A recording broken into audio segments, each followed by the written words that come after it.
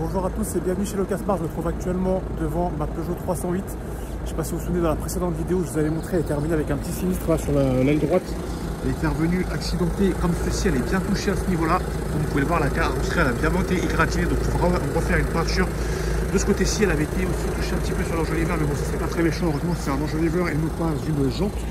Donc, j'ai eu la locataire en 30 ans qui me dit, la voiture était revenue sous les coups de 18h30. Elle me dit qu'à 18h30, quand elle a déposé le véhicule, elle a lavé, le véhicule était nickel, il n'y avait rien du tout.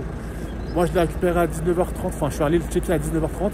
J'ai constaté cela, donc soi-disant, ce serait pas elle et ce serait peut-être quelqu'un qui, en se garant à côté de moi, m'aurait gratiné entre 18h30 et 19h30, ce dont je doute. Mais malheureusement, comme elle n'a pas fait de photo d'état des lieux de fin de location à 18h30, je ne sais pas qui croire, je ne peux pas la croire sur parole. Donc finalement, on s'est arrangé entre nous. Plutôt que passer par l'assurance de la plateforme, elle va faire jouer son assurance personnelle. Donc ce sera son assurance qui va prendre en charge les dégâts de ce sinistre. Mais entre-temps, il faut que j'aille faire un devis chez un carrossier afin de faire chiffrer cela et que son assurance puisse prendre en charge tout simplement. Je suis donc allé à la carrosserie, il y en a donc pour 250 € pour faire réparer donc cette petite partie là sur le pare-choc avant droite. Donc c'est qu'une seule pièce de carrosserie qui va compter, donc 250 € pour cela. Donc je vais envoyer le devis à la cliente afin qu'elle m'envoie ceci et que je puisse faire les réparations à ses frais. Donc là ce matin je viens faire l'état des lieux de cette Dacia Jogger qui va partir ce soir. Je l'avais déjà nettoyé la dernière fois après sa précédente location.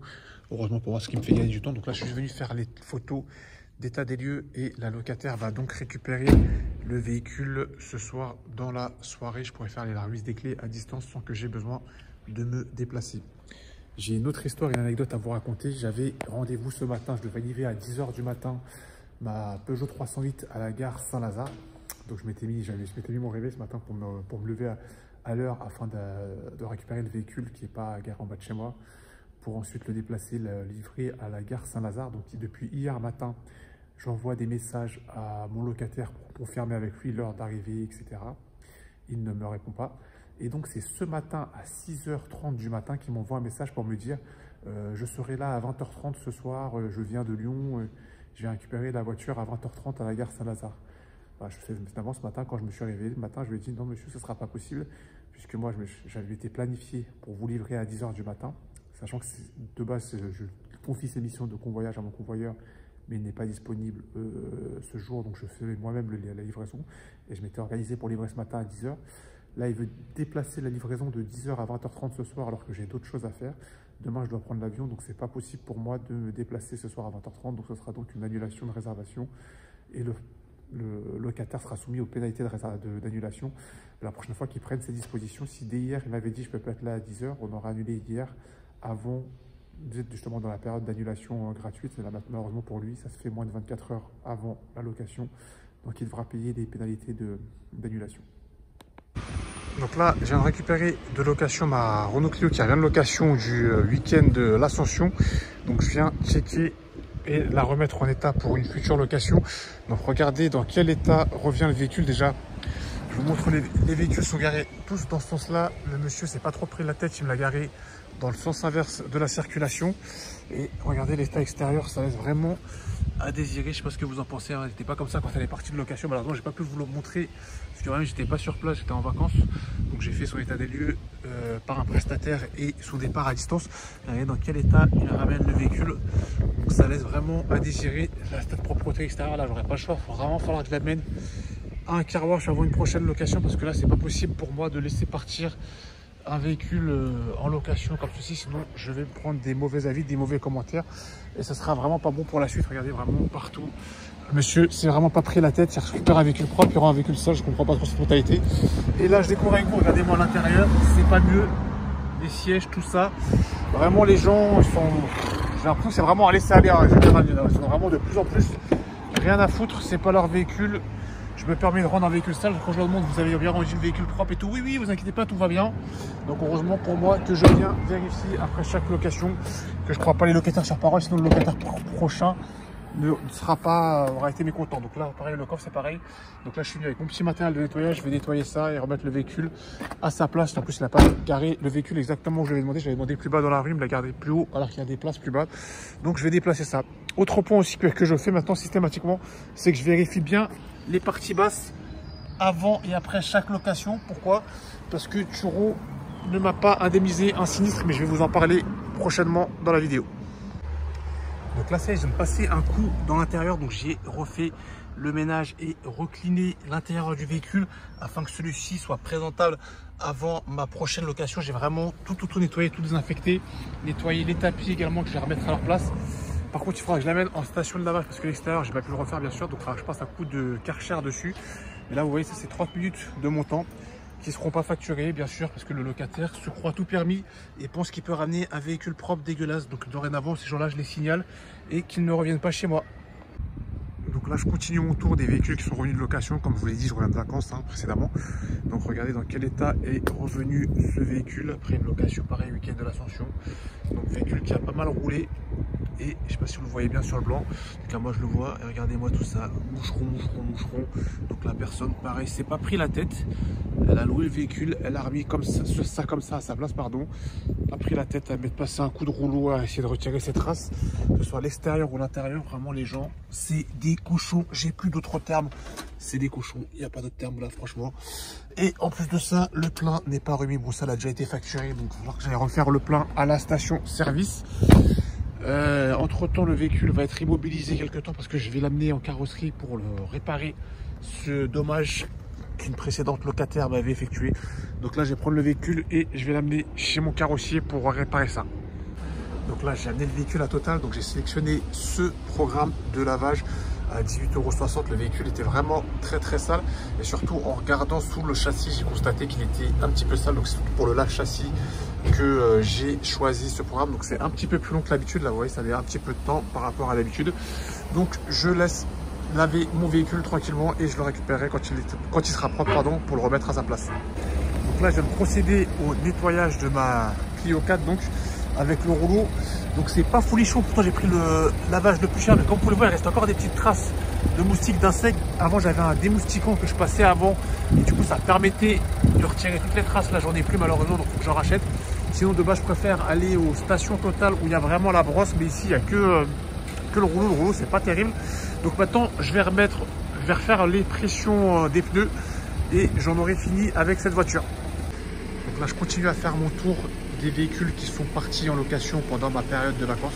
Donc il y a eu ce C4 Space Tourer qui est parti en location pendant 5 jours la semaine de l'Ascension. Donc le client est descendu dans le sud avec le véhicule et je vous montre encore une fois dans quel état il m'a restituer mon véhicule. Là, ça ne se voit pas sur les phares, mais vraiment plein de moucherons que vous allez voir, vous ne voyez pas. Et il y a vraiment plein de moucherons comme là sur la plaque d'immatriculation, sur la façade, sur la face avant. Il y a même un petit papillon qui s'est perdu là dans la calandre. Donc vraiment très sale en état extérieur. Les rétroviseurs, c'est pareil. Alors que le véhicule avait été nettoyé avant sa location. L'état intérieur, c'est pas mieux. La restitution laisse vraiment à désirer. Là, il y aura un gros nettoyage à prévoir. Intérieur, extérieur, enfin vraiment que je déplace le véhicule, que je l'amène à une station de lavage, chose que j'aime pas faire parce que c'est vraiment une perte de temps. Regardez à l'extérieur là ici, comment c'est tout sale, c'est vraiment tout dégueulasse. Donc là, il n'y a pas le choix, un nettoyage s'impose. Et ce client là, c'était vraiment un client pas facile. Réservation de dernière minute, le véhicule se situe dans un parking souterrain ici dans le 10e arrondissement de Paris.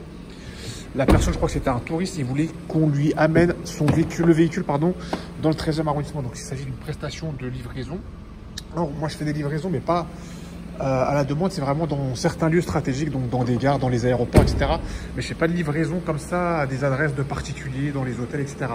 Donc on lui explique que non, c'est pas possible. Soit il prend une livraison dans les lieux désignés, ou sinon il faudra venir récupérer le véhicule à l'endroit de sa réservation, c'est-à-dire ici dans le 10e arrondissement.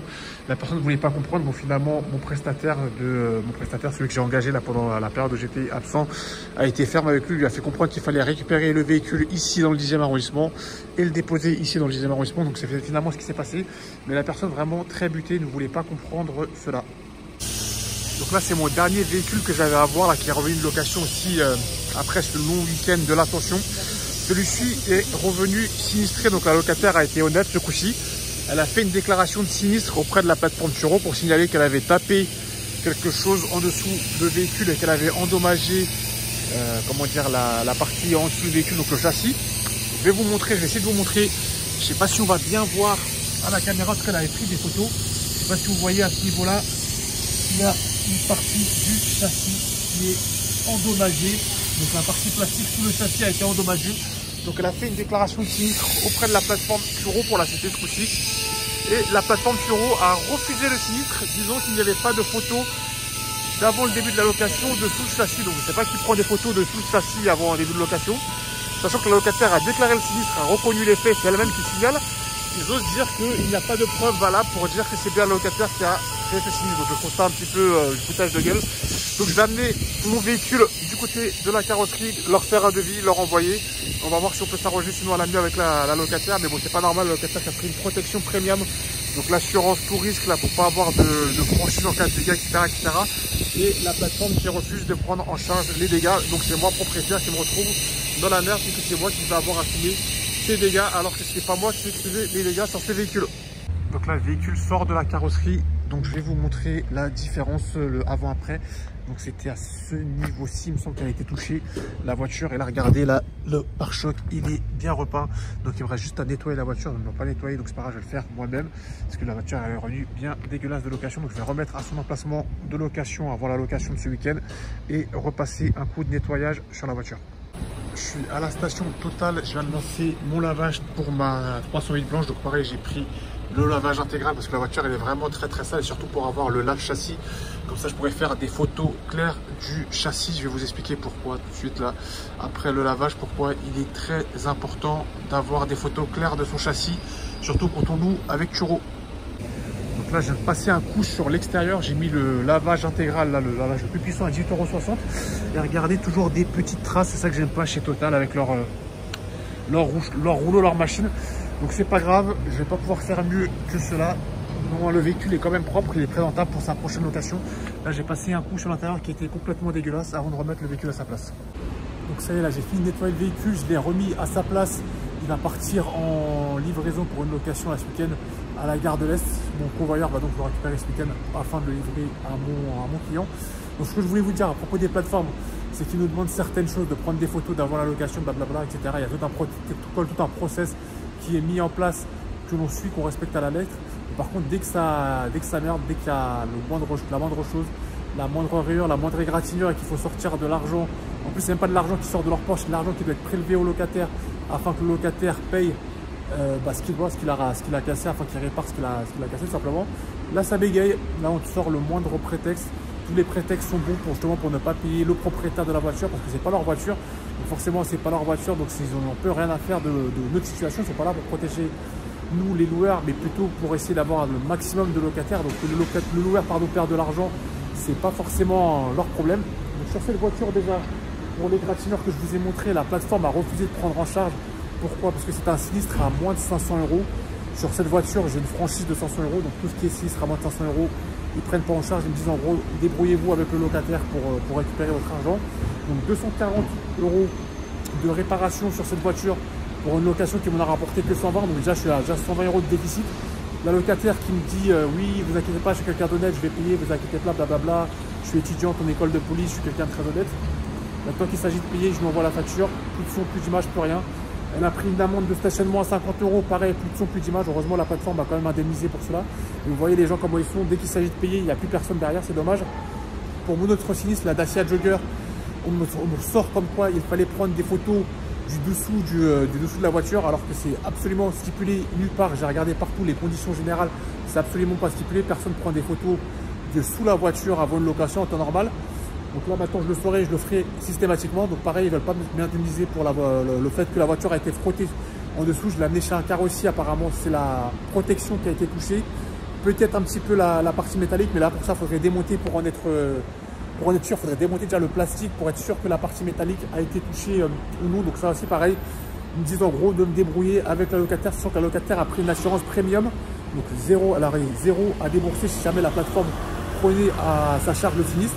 Mais pareil, ils ne veulent pas faire jouer leur assurance, je ne sais pas pour quelle raison, sûrement pour éviter d'être évincé ou de se taper des pénalités. Et là pareil, c'est le propriétaire, donc moi, qui vais devoir gérer ce sinistre à mes frais sûrement. Alors que pareil, c'est un véhicule tout neuf, année 2023, qui est mis en location et qui est touché, sinistré lors d'une location, ce que je trouve pas normal. Enfin bref, ce sera tout pour moi pour cette vidéo. On se dit à la prochaine dans une prochaine vidéo. N'oubliez pas avec le casse-porte le balin. Salut l'équipe, ciao ciao.